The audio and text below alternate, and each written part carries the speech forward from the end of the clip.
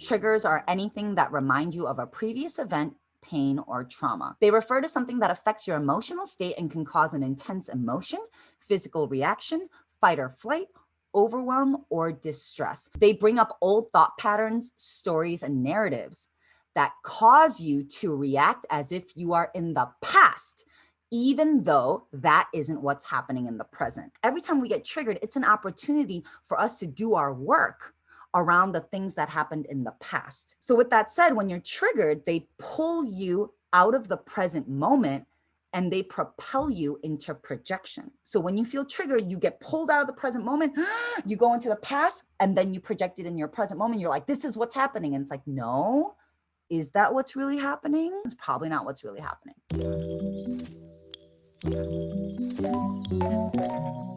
What does being triggered look like? Let's get into it. It feels like anxiety, overwhelm, loneliness, abandonment. It feels vulnerable. It feels angry. It feels frustrated, AKA fight or flight all day. When we're triggered, we often go into a place of thinking these negative things, which is they don't care about me. I'm being abandoned. I don't belong. I can't trust them. And it behaves like shutting down, running away, avoidance, aggression. It's a form of false self-protection. When you're triggered, you need to be right and you need to defend yourself because you're coming from a place of believing that you've been wronged in the first place. If you drop all of that, you can simply take it for what it is and use it as an opportunity to grow and for you to continue to awaken and evolve yourself. Why do we get triggered? Replaying physical, emotional, verbal, sexual abuse and trauma, fear of abandonment, experiencing threats of abandonment, fear of rejection, fear of exposure, fear of failure, highly critical parents or authority figures, old emotional programming from previous events. When you get triggered, it's unresolved pain that is crying for help. We get triggered because we lack confidence and self-love. If you were confident in yourself and you loved yourself and you were so confident in yourself, shit would just roll off your back because you know you're doing your best. You know who you are. You're not going to be threatened by fears of abandonment and rejection and whatnot. This is why doing the work and this is why building our self-confidence and filling our cup is all such a critical part of us reducing our triggers.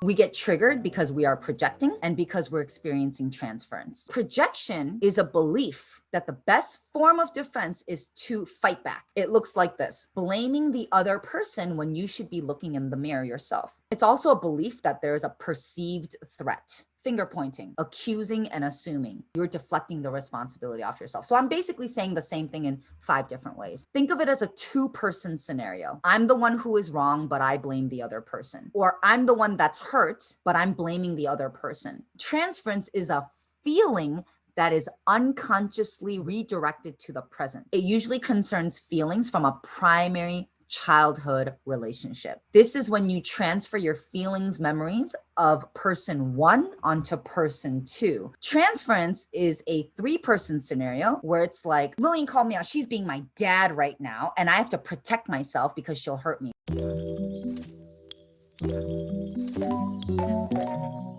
Triggers are not always the truth. It's an opportunity for you to do your own work and to create transformation. First and foremost, you have to recognize the reaction and sensation in your body. Let go of judgment and notice the event objectively.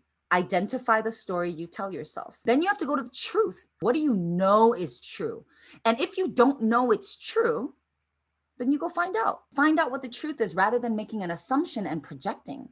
And then lastly, release the story and rewrite it on purpose. Now, this moment is everything, okay? This is really important. This is the last thing. Otherwise, you're going to step right back into the triangle and go back into projection. It's an opportunity to look at your own unresolved shit. Unresolved shit turns into lashing out. Having an emotion doesn't mean that it's real. It is your old memories, thoughts, and feelings that turn it into a story. And that's that.